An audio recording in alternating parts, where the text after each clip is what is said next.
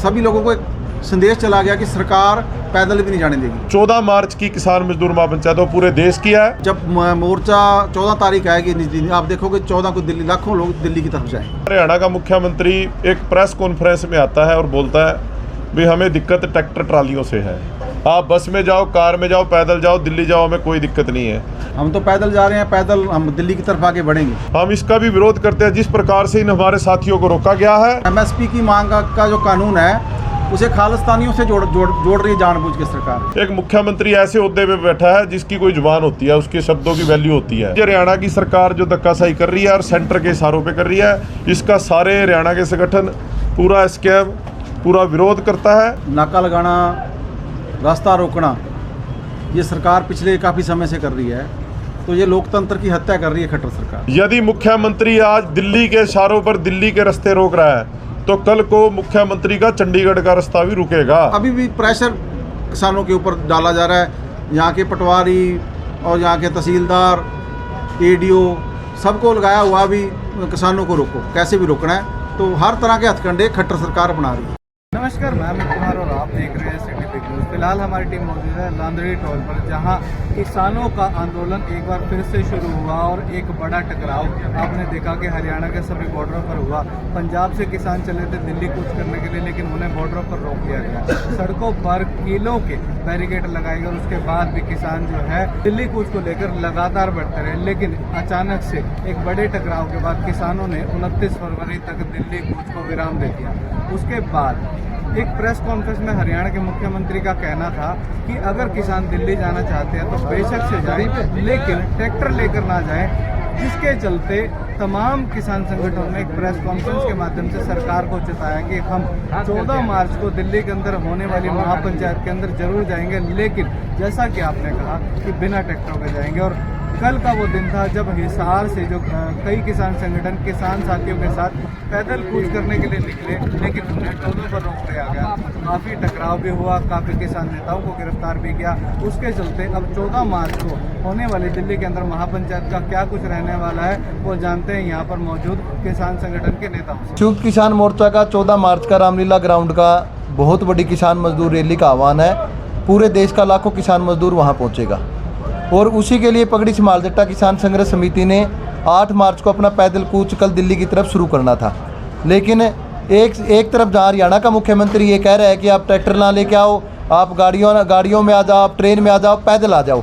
जब हरियाणा के किसान पैदल दिल्ली की तरफ चले तो उनको भी एक तरह की तानाशाही करके पुलिस ने रोक लिया। लगातार किसानों के घरों पे छापेमारी की जा रही है, किसानों को धमकाया जा रहा है, किसानों को डराया जा रहा है और इसमें ADO, BDO, पटवारी इनका भी प्रयोग सरकार कर रही है।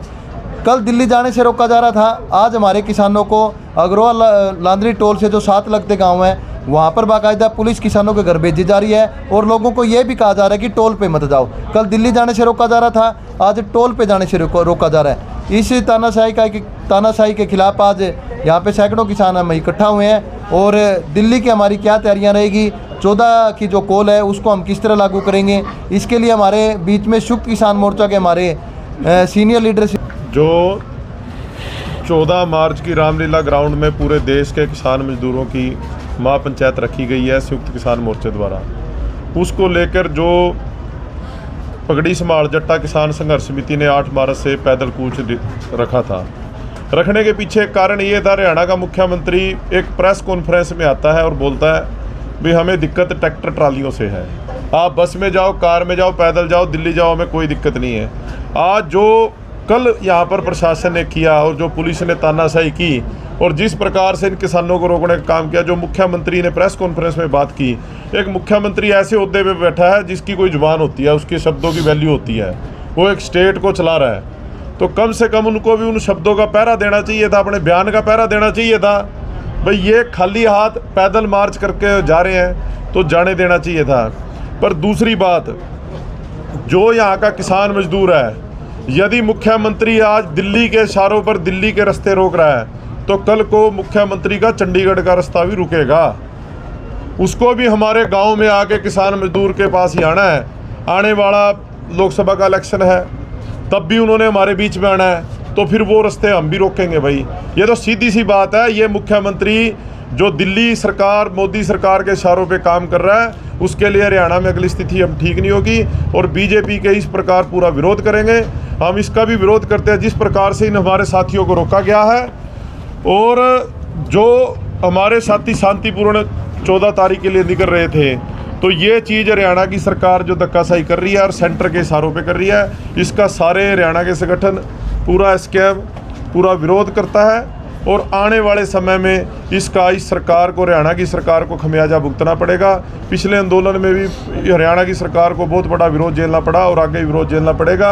और आगे जो 14 मार्च की किसान मजदूर महापंचायत वो पूरे देश की है, आप देखोगे लाखों लोग दिल्ली में पहुंचेंगे और पूरी एकता के साथ हम उसको कामयाब करेंगे। अग्रवा टोल पर नाका लगा दिया है, अब कैसे आगे का कुछ करेंगे? देखिए, नाका लगाना, रास्ता रोकना, ये सरकार पिछले काफ़ी समय से कर रही है, तो ये लोकतंत्र की हत्या कर रही है खट्टर सरकार। हम तो पैदल जा रहे हैं, पैदल हम दिल्ली की तरफ आगे बढ़ेंगे, और सरकार जो है हर तरह के हथकंडे अपना रही है। फतेहाबाद डिस्ट्रिक्ट की पुलिस हमारे साथियों के घर जा रही है और परिवार वालों को ये कह रही है कि ये खालिस्तानियों का समर्थन कर रहे हैं आपके लोग।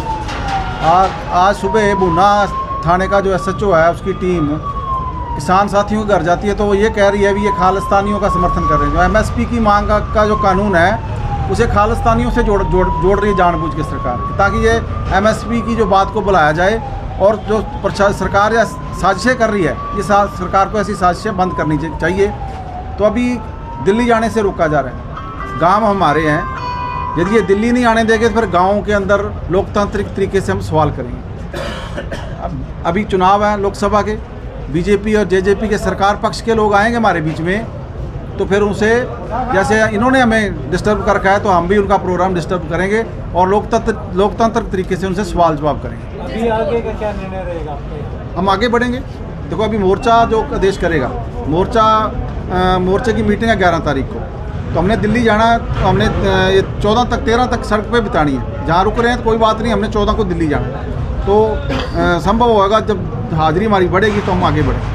अभी फिलहाल यहीं पे आपका धरना जारी है? अभी देखो, 11 की मीटिंग है। 11 की मीटिंग में क्या फैसला निकल के आता है, एक मान लो सभी लोगों को एक संदेश चला गया कि सरकार पैदल भी नहीं जाने देगी। 14 वाली रैली को भी डिस्टर्ब करेगी, ये मैसेज चला गया मोर्चे के पास भी, सारे संगठनों के पास चलेगा। सारे संगठनों का की हिमायत इस मोर्चे को है, जिसमें हरियाणा के तमाम संगठन, चाहे गुरनाम चुरूनी का संगठन हो, चाहे दूसरे संगठन हो, सब साथियों ने वीडियो डालकर सरकार की इस कार्रवाई की निंदा की और इस आंदोलन का समर्थन किया। और जैसे ताकत बढ़ेगी तो हम आगे बढ़ेंगे। आपकी महापंचायत दिल्ली के अंदर है, क्या दिल्ली की सरकार आपको सहयोग कर रही है? दिल्ली की सरकार ने अभी बताया, कुलवंत सिंह संधू ने भी मंजूरी दे दी है, तो जो फाइनल हो पुलिस ने देनी है, पुलिस सेंटर के पास है। मोदी के इशारे पे शायद ये मंजूरी ना मिले, तो क्या स्थिति रहेगी ये संयुक्त मोर्चा जो ऑल इंडिया का वो फैसला करेगा। ठीक 23 घंटे पहले इसी टोल से काफ़ी किसानों को हिरासत में लिया गया, उनकी क्या कुछ स्थिति फिलहाल बनी हुई, कोई अपडेट वहाँ से आपके? देखिए, हमने वो जब टकराव भी हुआ तो पुलिस ने धक्का मुक्की भी की और हमारे साथी पकड़े, गाड़ियाँ पकड़ी। वो संख्या हमारी ज़्यादा थी तो पुलिस को हमारे साथी छोड़ने पड़े, तो तुरंत रिहा कर दिए गए। और अभी भी प्रेशर किसानों के ऊपर डाला जा रहा है। यहाँ के पटवारी और यहाँ के तहसीलदार, ADO सबको लगाया हुआ भी किसानों को रोको, कैसे भी रोकना है। तो हर तरह के हथकंडे खट्टर सरकार अपना रही है। एक तरफ उनके पूरे प्रयास और एक तरफ पुलिस का भी आमना सामना आप लोगों से लगातार हो रहा है, क्या लग रहा है स्थिति आगे आने वाले समय में किस तरह की रहने वाली है? देखिए, जब मोर्चा 14 तारीख आएगी, आप देखोगे 14 को दिल्ली लाखों लोग दिल्ली की तरफ जाएंगे, खट्टर रोक नहीं पाएंगे।